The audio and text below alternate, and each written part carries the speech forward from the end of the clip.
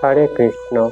আজ আমরা চৈতন্য চরিতামৃতের ত্রয়োদশ প্রথম আদিখণ্ডের ত্রয়োদশ অধ্যায় থেকে শ্রবণ করব। এই অধ্যায়ের আজ আমরা 43তম শ্লোক থেকে শ্রবণ করব। এই শ্লোকে কৃষ্ণদাস কবিরাজ গোস্বামী মহারাজ বলেছেন, কৃষ্ণের বিয়োগে যত প্রেম চেষ্টিত আশা দিয়া পূর্ণ করিল আপন বাঞ্ছিত। এই শ্লোকটির অর্থ হচ্ছে, শ্রী চৈতন্য মহাপ্রভু শ্রীকৃষ্ণের বিরহজনিত প্রেমরস আস্বাদন করলেন, এইভাবে তিনি তার মনোবাঞ্ছা পূর্ণ করলেন।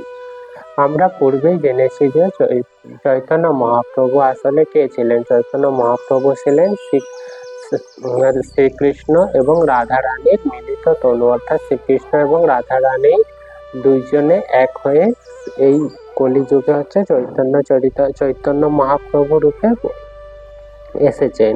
তাহলে আমরা কি জানলাম, তিনি হচ্ছেন শ্রীকৃষ্ণের এই জড়জগতে আসার উদ্দেশ্য হচ্ছে, চৈতন্য মহাপ্রভু জড়জগতে আসার উদ্দেশ্য হচ্ছে রাধারানী প্রেম আস্বাদন করার জন্য। অর্থাৎ রাধারানী কি প্রেম আস্বাদন করেছিলেন সেটি শ্রীকৃষ্ণের পক্ষে বোঝা হয়ে ওঠেনি, আর সেটি আস্বাদন করার জন্য চৈতন্য মহাপ্রভু এই রূপে এসেছিলেন।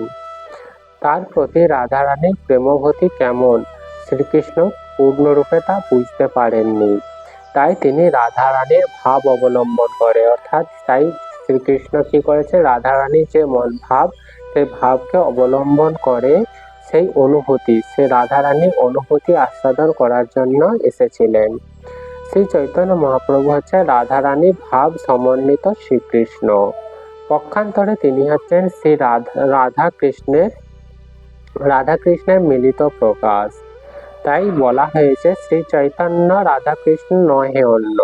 কেবল শ্রী চৈতন্য মহাপ্রভুকে আরাধনা করার মাধ্যমে রাধারানী ও কৃষ্ণের প্রেম আস্বাদন করা যায়। অর্থাৎ আমরা যদি শুধু চৈতন্য মহাপ্রভুকে যদি আরাধনা করি, তাহলে কি হবে, আমরা রাধারানী ও শ্রীকৃষ্ণের যে প্রেম আস্বাদন সেটি আমরা উপলব্ধি করতে পারবো।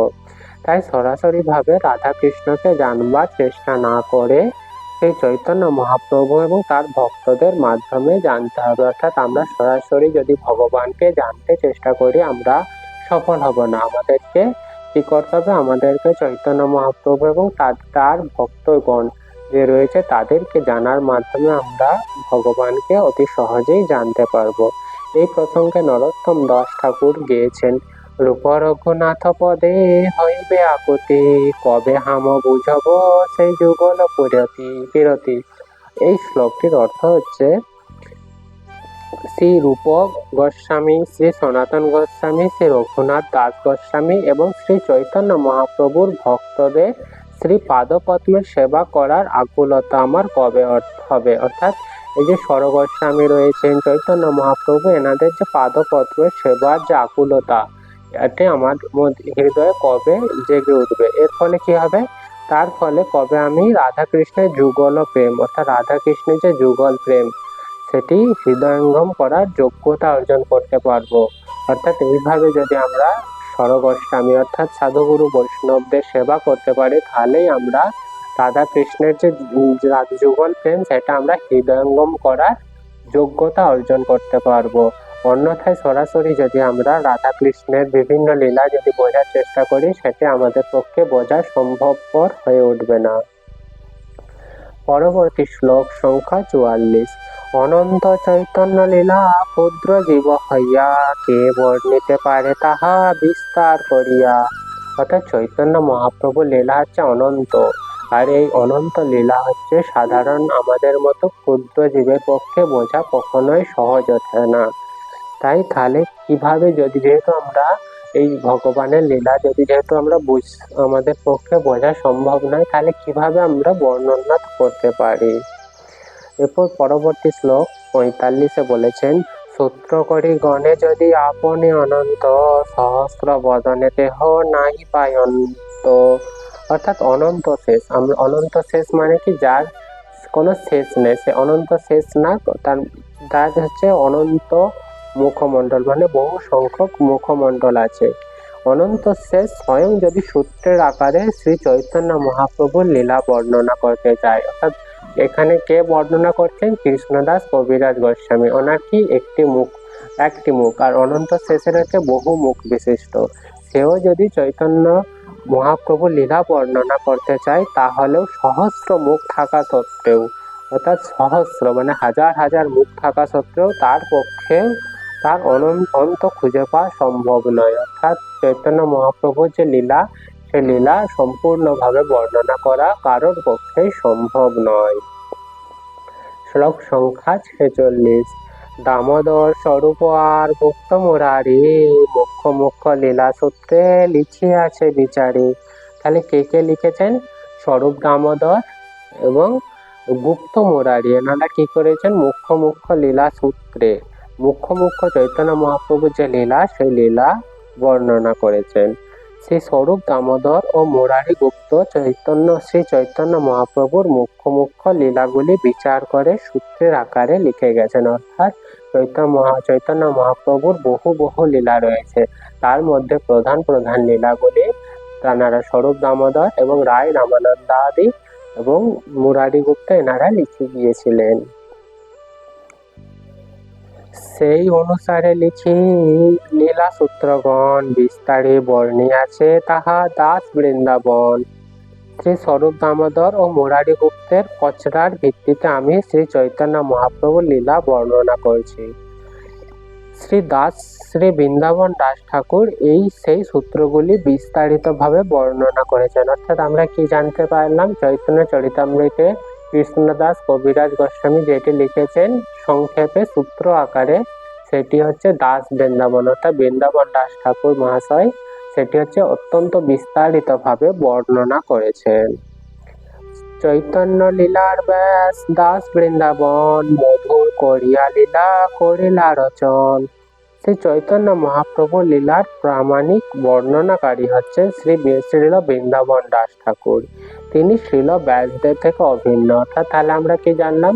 ব্যাসদেব কি রচনা করেছিলেন? ব্যাসদেব মহাভারত রচনা করেছিলেন, আরো যে সমস্ত বৈদিক গ্রন্থ সমূহ রয়েছে সেগুলির হচ্ছে রচয়িতা।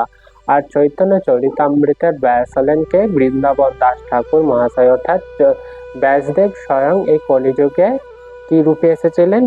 হচ্ছে বৃন্দাবন দাস ঠাকুর মহাশয় রূপে। তিনি হচ্ছেন ব্যাসদেব থেকে অভিন্ন, অর্থাৎ তিনি এবং ব্যাসদেব হচ্ছে একই। তিনি মধুর থেকে মধুরতর ভাবে মহাপ্রভুর লীলাসমূহ বর্ণনা করেছেন। অর্থাৎ যে আমরা যদি চৈতন্য ভাগবত পড়ি, তাহলে কি হবে? চৈতন্য চরিতামৃত ভগবান শ্রী চৈতন্য মহাপ্রভুর হচ্ছে বিভিন্ন লীলা আমরা বিস্তারিতভাবে জানবো। শ্লোক সংখ্যা 49। গ্রন্থ বিস্তার ভয়ে ছাড়িলা যে যে স্থানে, সেই স্থানে কিছু করিব ব্যাখ্যান। অর্থাৎ গ্রন্থটি অত্যন্ত বড় হয়ে যাওয়ার ভয়ে, অর্থাৎ বৃন্দাবন দাস ঠাকুর মহাশয় যখন রচনা করেছিলেন, সেই গ্রন্থটিকে একটি সীমিত আকারে রাখতে চেয়েছিলেন। তার ফলে কি গ্রন্থটি যাতে না বড় হয়ে যায়, তার জন্য কি করেছিলেন? কোন কোন স্থানে বিশদভাবে বর্ণনা করেননি, অর্থাৎ কিছু কিছু লীলা সংক্ষেপে বর্ণনা করেছেন। আর সেটি কি করছেন কৃষ্ণদাস কবিরাজ গোস্বামী? আমি যতদূর সম্ভব সেই স্থানগুলি পূর্ণ করার চেষ্টা করব। অর্থাৎ বৃন্দাবন দাস ঠাকুর মহাশয় চৈতন্য ভাগবতে যে সমস্ত লীলা হচ্ছে সংক্ষেপে বর্ণনা করেছেন, সেই সমস্ত লীলা হচ্ছে কৃষ্ণদাস কবিরাজ গোস্বামী বিস্তারিতভাবে বর্ণনা করবেন। প্রভুর লীলামৃত দেহ কইলা আস্বাদন, তার ভক্ত শেষ কিছু করিয়ে চর্বণ। শ্রীল বৃন্দাবন দাস ঠাকুর শ্রী চৈতন্য মহাপ্রভুর অপ্রাকৃত লীলাবিলাসের অমৃত আস্বাদন করেছেন। অর্থাৎ চৈতন্য মহাপ্রভু লীলা হচ্ছে কি অপ্রাকৃত, অর্থাৎ তিনি এই জড়জগতে যে সমস্ত লীলা করেছেন সেগুলি কোনোটাই হচ্ছে সাধারণ মানুষের পক্ষে করা সম্ভব নয়। সেই সমস্ত লীলাই হচ্ছে অপ্রাকৃত। এই সমস্ত লীলা যদি আমরা আস্বাদন করি, তাহলে আমরা কি করব? আমরা জড়জগতের বন্ধন থেকে মুক্তি লাভ করব। আর এই চৈতন্য মহাপ্রভুর অপ্রাকৃত লীলা বিলাসের অমৃত আস্বাদন করেছেন। আমি কেবল তার ভুক্ত অবশিষ্ট, অর্থাৎ যেটি বৃন্দাবন দাস ঠাকুর যে সমস্ত লীলা আস্বাদন করেছেন এবং যেগুলি হচ্ছে বাদ রয়ে গেছে, অর্থাৎ ভুক্ত অবশিষ্ট, সেইগুলি হচ্ছে শুধুমাত্র চর্বণ করছে, পুনরায় চর্বণ করছে। আদি লীলা সূত্র লিখি শোনো ভক্তগণ, সংক্ষেপে লিখিয়া সম্যক না যায় লিখন। এই চৈতন্য মহাপ্রভুর হে চৈতন্য মহাপ্রভুর ভক্তগণ, আমি এখন সংক্ষেপে আদি লীলার সূত্র লিখছি, কেননা পূর্ণরূপে সেই সমস্ত লীলা বর্ণনা করা সম্ভব নয়। অর্থাৎ এই যতটাই হচ্ছে চৈতন্য চরিতামৃতে কৃষ্ণদাস কবিরাজ গোস্বামী লিখেছেন সেগুলিকে সবই সূত্র আকারে লিখেছেন, কারণ পূর্ণরূপে চৈতন্য মহাপ্রভু লীলা বর্ণনা কারোর পক্ষেই সম্ভব নয়। শ্লোক সংখ্যা 52। কোন বাঞ্ছা পূরণ লাগি ব্রজেন্দ্র কুমার, অবতীর্ণ হইতে মনে করিলা বিচার।